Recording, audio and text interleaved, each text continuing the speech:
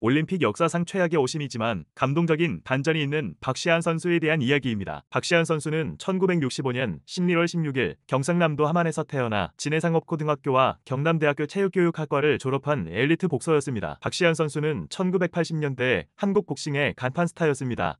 아시아권 중량급 유리 선수로서 서울올림픽에서는 홈그라운드에 이점을 살려 금메달을 노리고 있었습니다. 당시 한국 복싱계의 기대주였고 국민들의 응원을 한몸에 받고 있었던 선수였습니다. 1988년 서울올림픽은 한국이 처음으로 주최한 하계올림픽이었고 복싱 라이트 미들급 부문에서 한국의 박시환 선수는 홈그라운드 이점을 누리며 결승에 올랐습니다. 그의 상대는 당시 19세의 미국의 천재 복서 로이 존스 주니어였습니다. 로이 존스 주니어는 올림픽 전부터 천재 복서로 불리며 준결승까지 압도적인 실력을 보여줬습니다. 운명의 결승전은 1988년 10월 잠실 실내체육관에서 열렸습니다. 3라운드 동안 로이 존스 주니어는 박시환을 완전히 압도했습니다. 컴퓨터 집계에 따르면 로이 존스 주니어가 날린 효과적인 펀치는 86개, 박시환은 32개였습니다. 로이 존스 주니어는 스피드와 기술로 박시환을 몰아붙였고 관중들도 그의 우세를 인정할 수밖에 없었습니다. 하지만 판정 결과는 3대2로 박시환의 승리였고 로이 존스 주니어가 은메달, 박시환이 금메달을 차지했습니다. 왜 이 판정이 역사상 최악의 오심으로 꼽히는 걸까요? 첫째, 명백한 실력 차이 때문입니다. 로이 존스 주니어는 경기 내내 지배적이었고 심지어 박시환 본인도 인터뷰에서 내가 졌다고 생각했다고 고백했습니다. 둘째, 홈 어드밴티지와 뇌물 의혹이 있었습니다. 올림픽이 서울에서 열린 만큼 한국 선수에게 유리한 판정이 나왔다는 비난이 쏟아졌습니다. 실제로 심판 중 3명이 박시환에게 점수를 줬는데 이 중 일부는 후에 올림픽 복싱 판정 자격을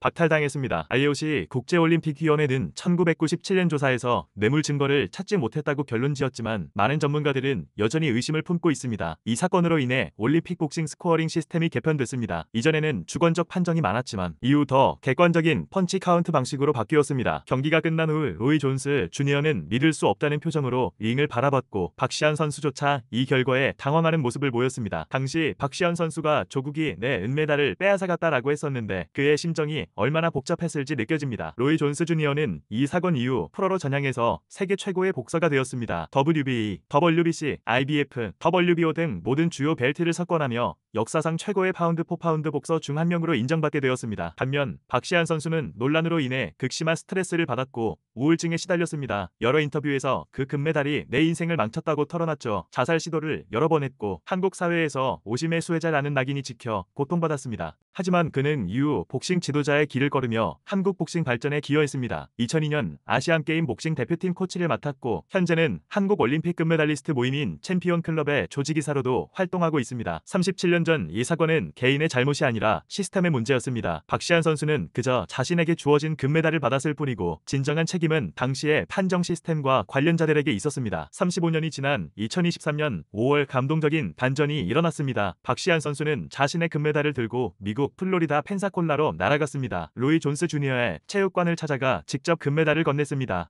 로이 존스 주니어는 눈물을 흘리며 이를 받아들었고 둘은 포옹하며 형제라고 불렀습니다.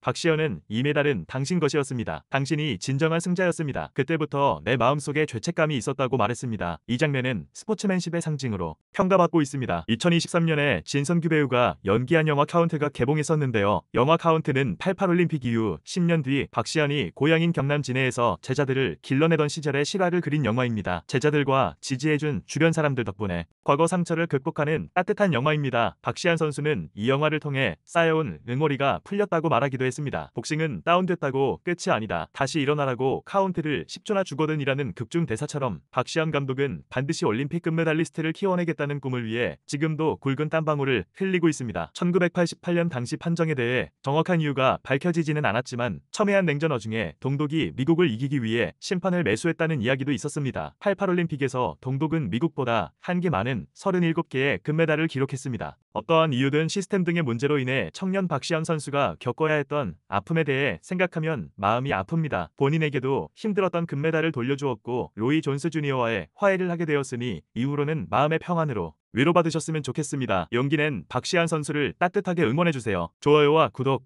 감사드립니다.